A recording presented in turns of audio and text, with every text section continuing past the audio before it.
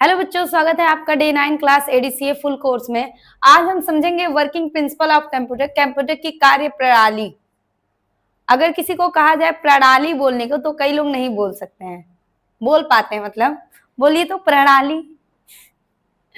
देखिए, आप लोग बोल बोल के ट्राई कीजिए प्रणाली।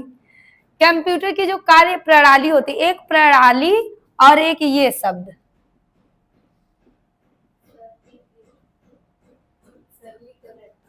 सरलीकरण। किसी को कहिए 5 टाइम बोले सरलीकरण, मतलब लगातार। सरलीकरण को सरलीकरण बोलेगा, ठीक है। तो चलिए ये सब छोड़ते हैं, देखते हैं कंप्यूटर की कार्य प्रणाली, working principle of computer. Computer कार्य कैसे करता है उसके बारे में बताया गया, ठीक। पहला क्या है, इनपुट। आपको पहले ही क्लास में बता दिए थे हम इनपुट किसे कहते हैं। कंप्यूटर में जो आप डाटा इंस्ट्रक्शन देते हैं उसी को इनपुट कहा जाता है कि नहीं। यानी कंप्यूटर में डाटा देने को इनपुट कहते हैं। और जिस डिवाइस के द्वारा, जैसे कंप्यूटर में आप ए लिख के दिए, इसी को बोलेंगे डाटा, और इसी को कंप्यूटर में देना क्या कहलाता है, इनपुट कहलाता है। और जिस डिवाइस के द्वारा आप कंप्यूटर में डाल देंगे, अच्छा ये बताइए ये किसके माध्यम से लिखेंगे, कीबोर्ड के माध्यम से, इसीलिए कीबोर्ड को इनपुट डिवाइस बोलेंगे। यानी जिस डिवाइस के द्वारा कंप्यूटर में डाटा दिया जाता है उसे इनपुट डिवाइस बोला जाता है। फिर आता है इसके बाद, एक तो पहले कंप्यूटर डाटा इनपुट लेता है, फिर उसके बाद उस पर प्रोसेस करता है। अब आप कहोगे प्रोसेस क्यों करता है, क्योंकि कंप्यूटर बाइनरी लैंग्वेज समझता है। बाइनरी लैंग्वेज ना है, बाइनरी लैंग्वेज। बाइनरी लैंग्वेज कहे तो 0,1 कंप्यूटर ये समझता है। तो हम जब अल्फाबेट लिखते हैं, ए लिखे, बी लिखे, जेड लिखे, कुछ भी लिखे, तो उसे कंप्यूटर प्रोसेस करता है 0 और 1 में कन्वर्ट करने के लिए, ताकि वो समझ सके। तो उसी जो कन्वर्ट करता है उसी को बोलते हैं प्रोसेस। उसके बाद कन्वर्ट करने के बाद हमको ए लिख के बताता है, उसी को आउटपुट। अगर बहुत ही डिटेल में आप इनपुट आउटपुट समझना चाहते हैं तो हमारा क्लास 2 ज्वाइन करें, एडीसीए का कोर्स में क्लास 2 ज्वाइन करें। वहां पे इनपुट प्रोसेस आउटपुट हम बहुत ही डीपली में समझाए हैं। देखिए, आउटपुट जो प्राप्त रिजल्ट हमारा होता है, जैसे कंप्यूटर में डाटा दिए ए, ये बोलेंगे इनपुट। कंप्यूटर उसे प्रोसेस करके 0 और 1 में कन्वर्ट किया, ये प्रोसेसिंग। उसके बाद हमको रिजल्ट दे दिया ए लिख के, इसी को बोलेंगे आउटपुट। जैसे हम कंप्यूटर में 2 में गुणा किए, ये हम इनपुट किए।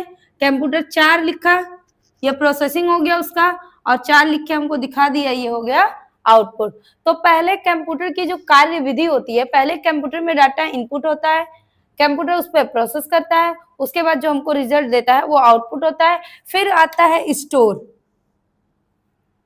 अच्छा ये बताइए, अगर आपके बगल में कोई व्यक्ति है, अगर वो बहरा है, उसे गाली देते रहिए, कोई फर्क नहीं पड़ेगा। क्यों? क्योंकि उसके माइंड में बातें जा ही नहीं रही है, स्टोर ही नहीं हो रही है, तो एक्शन कैसे लेगा। अब जैसे आपसे कोई कह रहा है 2 के 2 में गुणा करके बताओ, आपके माइंड में स्टोर ही नहीं हो रहा है। पहले कोई बात आप सुनेंगे, उसे स्टोर करेंगे, तब तो उस पर जवाब देंगे कि ये चीज है।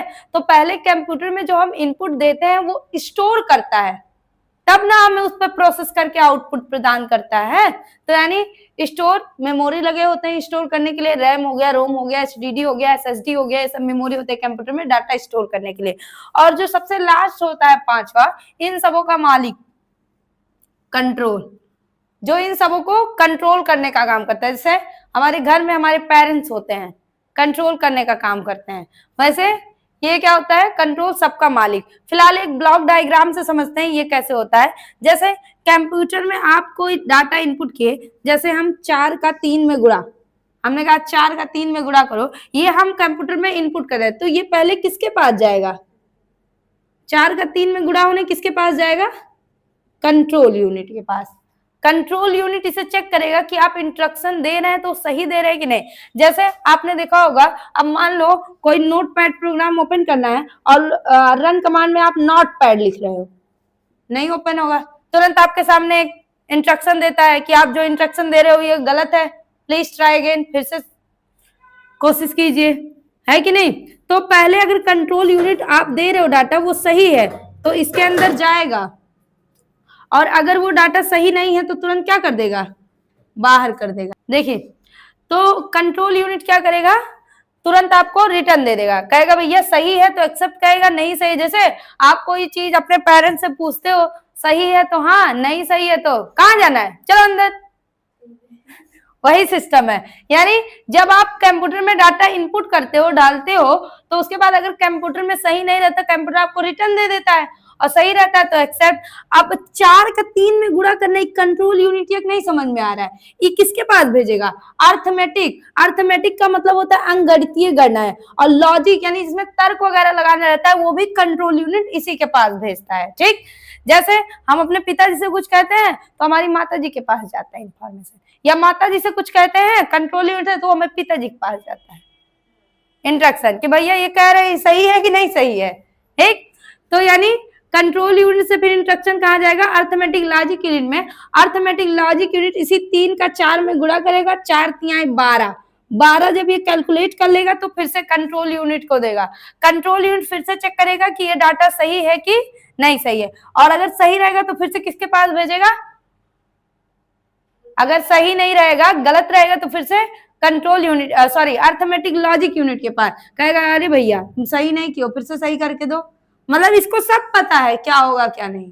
ठीक, तो ये चेक करेगा कि मतलब जो कैलकुलेशन किया है वो सही किया है कि नहीं। अगर सही किया रहेगा तो फिर भेज देगा मेमोरी यूनिट के पास, नहीं सही किया रहेगा तो फिर से अर्थमेटिक लॉजिक यूनिट के पास।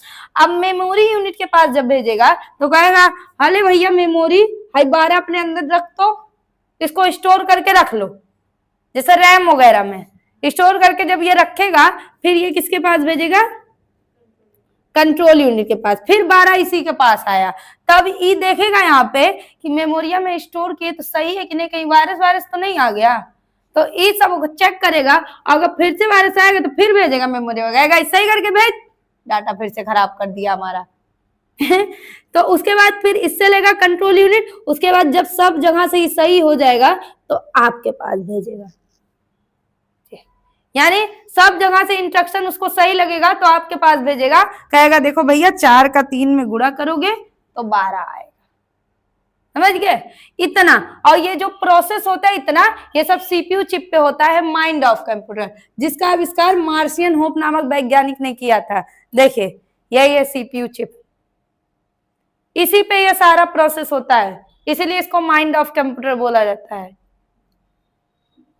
आई होप आपको ये समझ में आया होगा। अगर कोई कंफ्यूजन होगा तो आप कमेंट में पूछ सकते हैं।